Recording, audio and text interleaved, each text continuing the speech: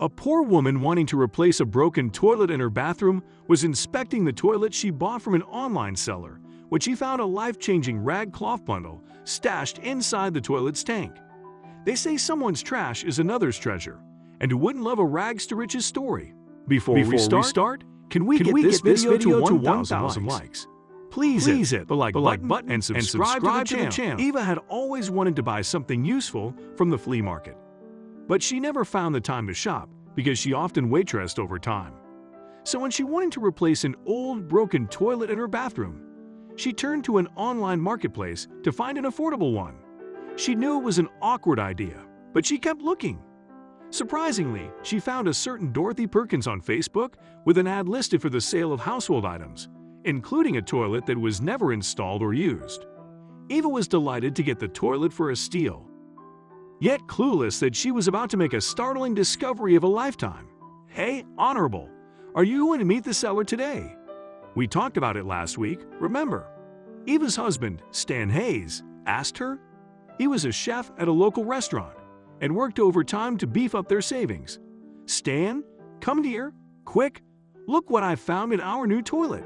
She gasped in shock, staring at the dream-come-true discovery in the toilet's tank. The couple had been caught up settling their debts and struggled to keep their savings up. She and Stan had their days off, so Eva had decided to meet the online seller while Stan stayed home and cooked her favorite steamed crabs. After a 30-minute drive across the city, Eva paraded the street and reached Dorothy's house. With $100, I can only buy this. I need to keep the rest for some groceries. She mumbled upon entering and was awed after looking at the different items on sale. There were dressers and almirahs, coffee and side tables, and a TV stand assembled for sale for a steal price. She sighed and asked the woman to show her the toilet. That looks decent for? How much did you say it costs? She asked Dorothy. They were inside a bathroom where the toilet was sitting uninstalled. It's $40. I was supposed to use it in this bathroom, but I decided to renovate this space and turn it into a room that I can rent out, the woman explained. Oh, really? Eva said. I like it. It seems brand new to me. $40, and the deal is sealed, she said, extending the money. And she gave her address to Dorothy so the toilet could be delivered to her home. A few hours later, a pickup van pulled over outside their house. A porter followed Stan into the house with the toilet. Here, come this way. Please place it here, Stan instructed. He arranged for the plumber to install it over the weekend. Later that evening, Eva took a rag cloth to clean the dust off the toilet. Of course, it looked crisp and clean. But as Eva was about to close the lid, she noticed something like a rag cloth bundle in the tank. What is this? She exclaimed and reached inside the tank to pick it up. Why isn't it coming off?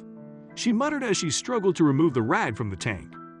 After a little more struggle, she managed to detach it from the tank, and with the force it took to remove it, it accidentally slipped from her grasp and dropped to the floor, making a rattling sound.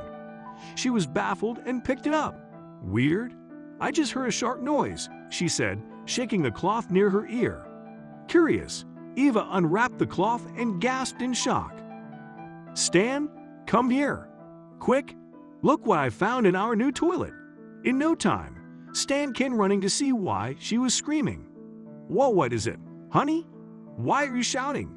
He asked her, only to freeze in shock after seeing her holding a pair of diamond earrings and a chain. Where did you find these? Oh my God, they look expensive. Eva and Stan were startled. They realized that the diamond jewelry could be worth thousands of dollars.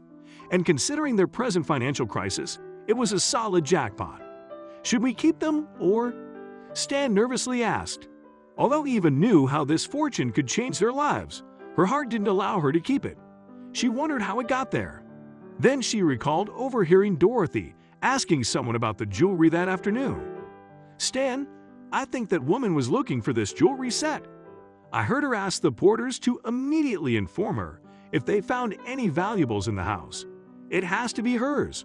I have to go now and return it. Honest and selfless, Eva immediately left for Dorothy's house to return the jewels. But just as she neared the doorstep, she overheard a startling conversation. It urged her to immediately back off with the jewels. My mean sister died without telling me where she hid that diamond jewelry set she inherited from our late mom. I asked her daughter, but the girl said she didn't know anything. I have to get my hands on the jewels before anyone else. I searched every item before selling them, but those jewels are still missing, Dorothy was saying. By now, Eva knew where this was heading. The woman had sold the items that belonged to her late sister, Anna. As it turned out, after Anna's husband died of cancer, her daughter, Pristine, was diagnosed with an ailment in her heart that needed immediate surgery. Anna had spent all her savings to treat Pristine. She had decided to sell the diamond jewelry to afford her daughter's heart surgery. But Anna suddenly died in a car accident on the go, leaving her daughter alone and the diamond jewels to be found by fate. Since Dorothy inherited the house with Anna, she had an equal share in it. She claimed it after Anna's death and sold all the old items to make more money. My sister always knew I wanted that jewelry set, Eva heard Dorothy say. Even on her deathbed, she refused to tell me where she'd hidden them. She told me it was in a safe place to save her dying daughter's life. I was so angry. And did she think I would take care of her sick little orphan? No way. That's what foster homes are for. At this point, Eva realized that Anna's daughter was in a foster home. She grew worried and rushed home with the jewelry. What? Are you kidding me? How can that woman be so cruel to her niece? We have to report this, Stan said, fuming after hearing Eva out. No, we need to stay calm and first find the girl. Her mother wanted to save her life, and we need to find her before it's too late, Eva said, confused about how she would find Pristine. Then, she got an idea and decided to meet Dorothy the next day. Oh, Mrs. Hayes, what brought you back again? Is everything all right? Did you install the toilet? Dorothy asked. Hello, Mrs. Perkins. I just came back because I think I may have forgotten my wallet here yesterday. Could I just look inside if you don't mind? Oh, not at all. Please come with me, Dorothy said, unaware of why Eva had come. For the next few minutes, Eva pretended to look for her wallet.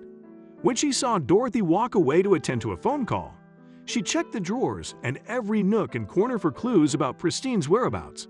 Just then, she found an address to a foster home out of town and a little girl's photo in the drawer. This must be the girl, she said, sneaking the visiting card and photo into her pocket. Then she greeted Dorothy goodbye, saying she didn't find her wallet. Eva and Stan immediately drove to the foster home and looked for the girl who resembled the one in the photo. There, she's the one, Eva said, approaching a little girl crying in a corner. You should come with us, Eva said. Stan and Eva agreed to adopt Pristine. They talked to Pristine's caretakers and offered to pay for her operation. The couple worked very hard for the next couple of months to save money for Pristine's surgery. They worked overtime, and 2 months later, they saved around $3,500. That amount, added with the $27,000 they got from selling the diamond jewels, contributed to Pristine's successful heart surgery. The news of Pristine's operation soon reached her aunt Dorothy's ears.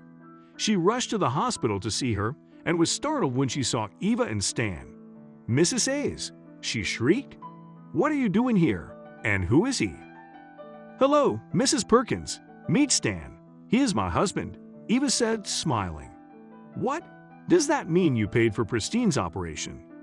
You knew all this while she was my niece? I was just doing my duty as a human with a heart, Eva retorted. I just fulfilled her mother's wish and saved her life, thanks to the diamond jewelry I found in the toilet. Diamond jewelry? In the toilet? Dorothy yelled in disappointment. You should have given them to me. Give them to you. Eva retorted. They did not belong to you, and you should be thankful that I didn't report you to the police.